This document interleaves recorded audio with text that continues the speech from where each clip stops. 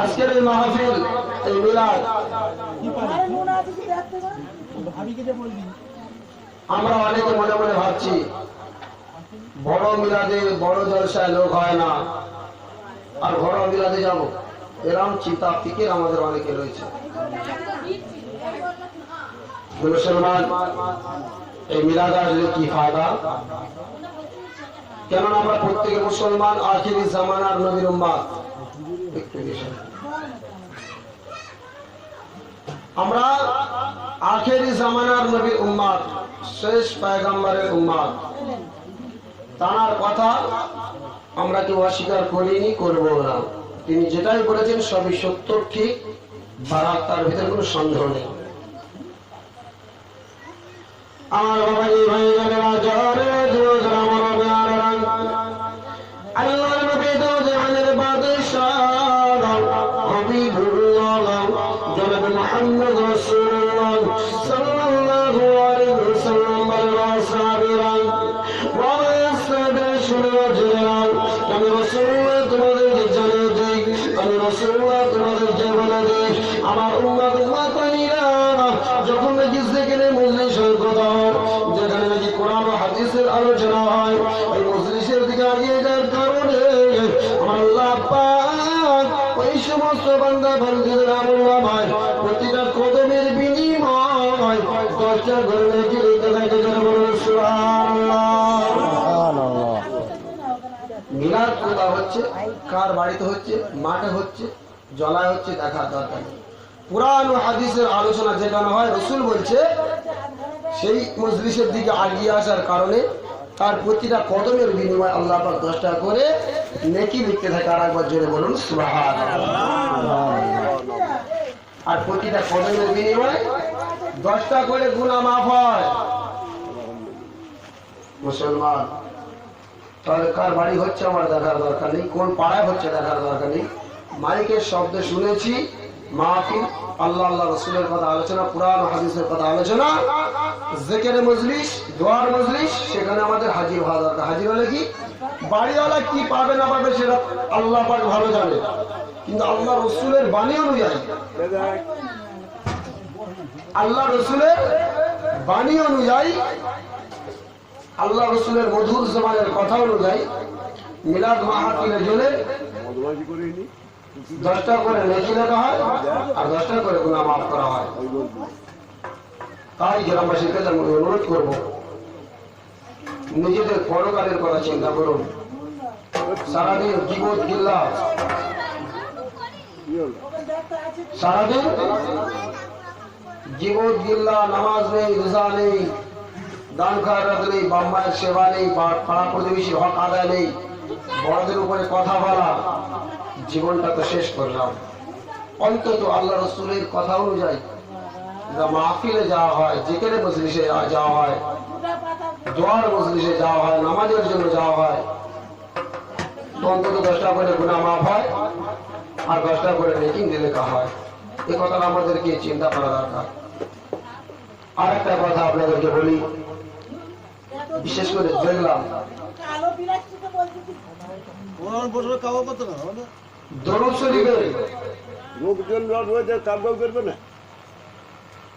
শরীফের মহব্বত, এতক্ষণ দরুদ পড়া হচ্ছিল, কিন্তু আপনাদের দরুদের প্রতি কত মহব্বত একটু পরিচয় পাওয়া গেল। এতগুলো মানুষ সামনে রয়েছেন, দরুদের শব্দ আমার কান পর্যন্ত পৌঁছায়, বাইরের লোক তো দূরে। তার দ্বারা বোঝা যায় কি দরুদের প্রতি আপনাদের মহব্বত নেই, দরুদের প্রতি গুরুত্ব নেই। দরুদ কি জিনিস, জিকির কি জিনিস, এটি যদি আমরা জানতাম, অন্তত দুনিয়ার অন্য চিন্তা ফিকির করতাম না। দুনিয়ার অন্য চিন্তা ফিকিরে ব্যস্ত থাকতাম না। শোনেন,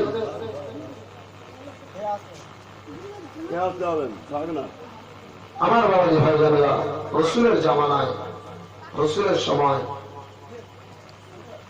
একজন মানুষ হজে যাবে। এই শোনেন, যেখানেই হোক, আজকের এই মিলেদের বাড়িকে বলে নয়, যেখানেই হোক, দরুদ শরীফ পড়ার এলান হলে এলান নাই বা হলে মনে মনে দরুদ শরীফ পড়ুন, জিকির করুন। দরুদের ফায়দা ফজিলত বহুত।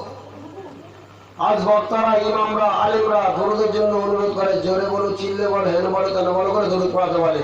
আরে উম্মতে মুহাম্মাদি, আখির জামানার নবীর উম্মত, কেন বলতে হবে আপনাকে দরুদের গুরুত্ব?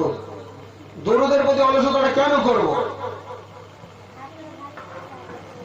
আমার বাবাজি ভাইজানেরা, রাসূলের জামানায় কোন একজন সাহাবী দাওয়াত করেছেন রাসূল। কোন এক সাহাবী রাসূল পাক সাল্লাল্লাহু আলাইহি ওয়াসাল্লামকে দাওয়াত করেছেন। শোনেন, যারা দরুদ জিকির এতটা গুরুত্ব দেন না, তা আপনারা যেমন ইমাম সাহেবকে দাওয়াত করে যত গরিব মানুষ হন না কেন, চেষ্টা করেন একটু যত্ন করে খাওয়ান দান করানো।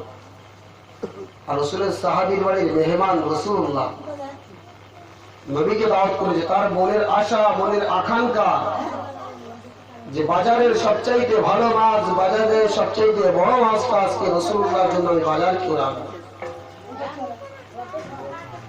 বড় আশা নিয়ে বাবু বাজারে গেলেন। বহুত আশা যে আজকের আমার বাড়ির মেহমান স্বয়ং রাসূলুল্লাহ, তাহলে রাসূলুল্লাহর খেদমতের জন্য বাজারে গেলেন ব্যাগ নিয়ে, বড় একটা মাছ কিনে আনলেন। বড় মাছ কিনে এনে বিবিকে বললেন কিনা রান্নার জন্য তৈরি, রান্নার জন্য প্রস্তুতি নিতে বললেন। দুপুরবেলা রাসূলুল্লাহ মেহমান হিসেবে আসবে বাসায়। আমার সোনার জামারে গেলা জোয়ারা জোয়ারা বড় বেয়ারান, ও সোনার জামারে গেলা জোয়ারা জোয়ারা বড় বেয়ারান। দরুদের কি ফজিলত, জিকিরের কি ফজিলত একটু খেয়াল করুন। দরুদকে যারা অস্বীকার করেন, দরুদের প্রতি গুরুত্ব দেন না, দরুদের প্রতি কোনো খেয়াল রাখেন না, তাদের উদ্দেশ্য জানিয়ে যায়। শোনা জার্মানিকে রাগ জোয়ারা জোয়ারা বড় বেয়ারান। আমার আপনার হাবিবুল্লাহ জনাবে মুহাম্মদ রাসূলুল্লাহ সাল্লাল্লাহু আলাইহি ওয়াসাল্লামকে মেহমান হিসেবে দাওয়াত করলেন। সাহাবী দাওয়াত করে বিবিকে মাছ কিনে দিলেন। মাছ কিনে দেওয়ার পরে বিবি মাছ থেকে বাঁচলেন, মাছ থেকে বাছাই করে কাটবে না, কাটার পরে রান্না করবে। এমন সময় চুলে জ্বালাতে গেলেন, উনান জ্বালাতে গেলেন। বিবি হাজার চেষ্টা করলেন, উনান জ্বালাতে পারলেন না, আগুন জ্বালাতে পারলেন না। মাছ থেকে কাটা হয়েছে, মাছের মধ্যে লবণ লঙ্কা মাখানো হয়েছে, কিন্তু বিবি সাহাবীর বিবিটা উনান জ্বালাতে পারলেন না, চুলাটা জ্বালাতে পারলেন না। রাসূলুল্লাহ সাহাবীর বিবি অবাক হয়ে গেলেন, আমি কি অপরাধ করেছি, আমি কি অন্যায় করেছি? আজকের আমার বাড়ির মেহমান রাসূলুল্লাহ, আমি রাসূলুল্লাহর মুখে আহার তুলে দিতে পারবো না। রাসূলের সাহাবী চোখে ঝরঝর, বিবির সাহাবীর বিবি চোখে ঝরঝর করে পানি পড়ে যাচ্ছে। আমার অপরাধটা কি? আজকের আমার বাড়ি মেহমান রাসূলুল্লাহ, আর আমি রান্না করতে পারছি না, চুলা জ্বালাতে পারছি না, কারণ খুব চিন্তা করে কাঁদছে। আমার অনেক চেষ্টার পরে স্বামীকে বলে, আমার স্বামী, আমার প্রাণের স্বামী, আজকের আমি বড় লজ্জিত, আমি বড় দুঃখিত। আজকের আমার বাড়ির মেহমান আজকে রাসূলুল্লাহ, আমি চুলা জ্বালাতে পারি না, উনানটা জ্বালাতে পারি না। আমার স্বামী, আপনি চেষ্টা করে দেখেন উনানটা জ্বালাতে পারেন কিনা, আমাকে একটু দেখিয়ে দেন, একটু জ্বালিয়ে আমাকে সহযোগিতা করুন। স্বামী রাসূলুল্লাহ সাহাবী চেষ্টা করলেন, উনান জ্বালাতে পারলেন না, চুলাটা জ্বালাতে পারলেন না। দুপুরবেলা হয়ে গেল, জোহরের নামাজ পড়ে গেল, রাসূলুল্লাহ মেহমান হিসেবে সাহাবীর বাড়িতে হাজির হলেন। জোহরের নামাজ পড়ে রাসূলুল্লাহ সাহাবীর বাড়িতে হাজির হলেন। এমন সময় উনান জ্বালাতে পারছে না, কিন্তু লজ্জা বলতে পারছে না। অনেক চিন্তা করে করে দেখলেন যে সত্যটা বলা দরকার, খাওয়ার সময় তো পার হয়ে যাচ্ছে। একটু খেয়াল করি, যারা এতক্ষণ দরুদ পড়ছিলেন না, আপনাদেরকে বলছি যে দরুদের প্রতি, দরুদ সম্পর্কে আপনাদের বোঝায় তাই দরুদ পড়েননি, দরুদ জানেন না দরুদটা কি, জিকিরটা কি। আমার আল্লাহর নবী তো জাহানের বাদশাহ হাবিবুল্লাহ জনাবে মুহাম্মদ রাসূলুল্লাহ সাল্লাল্লাহু আলাইহি ওয়াসাল্লাম প্রিয় সাহাবী রাসূলুল্লাহর সামনে এসে মাথা নিচু করে বলেছিলেন, আসসালাতু ওয়াসসালামু আলাইকা ইয়া রাসূলুল্লাহ, আলাইকা আসসালাতু ওয়াসসালামু আলাইকা ইয়া হাবিবাল্লাহ। এখানে আরেকটা কথা বোঝা আছে, রাসূলের যতগুলো সাহাবী রাসূলের সঙ্গে কথা